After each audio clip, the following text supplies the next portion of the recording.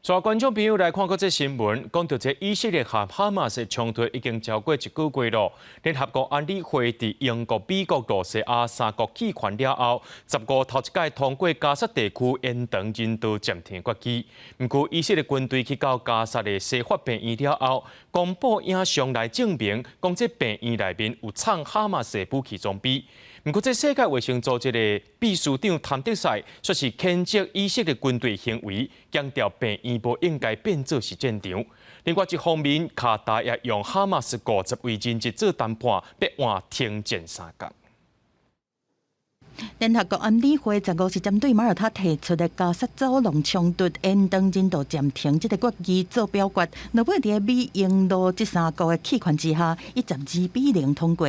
这嘛是以哈加沙冲突1个多月来，安理会第一摆针对人道暂停和进行人道援助通过决议。以色列坦巴勒斯坦的代表嘛对这回应。This council has just adopted a resolution that is regretfully detached from the reality on the ground. Israel commends the Council for calling for the immediate and unconditional release of the 239 hostages. The Security Council should have called for a ceasefire a long time ago. It should have called for a ceasefire now. 另外，以军已经伫15攻入去加沙上大的西法病院，而且公布影像，表示伫协助强震设备后壁发现哈马斯的武器和军用设备，证明病院已经互哈马斯利用，违反国际法。There is an AK-47.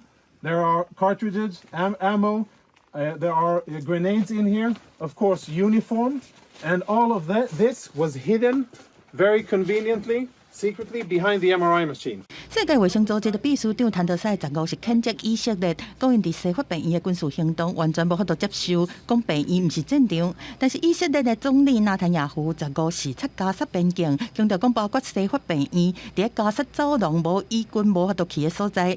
美国总统拜登15伫 APEC 的记者会顶悬明确表示讲，加沙冲突若要结束，就要确定哈马斯已經無法度再有發動親像10月初7攻擊的這種能力，但嘛明確反對以色列佔領加沙走廊。I made it clear to the Israelis I think it's a big mistake for them to think they're going to occupy Gaza and maintain Gaza. I don't think that works. 另外一方面，卡达伫15嘛继续寻求和哈马斯和以色列的人质谈判，希望会当有进展。目前上新的消息是，包括和哈马斯来放50个人质，来换以色列停火3天。公司新闻新闻部编译。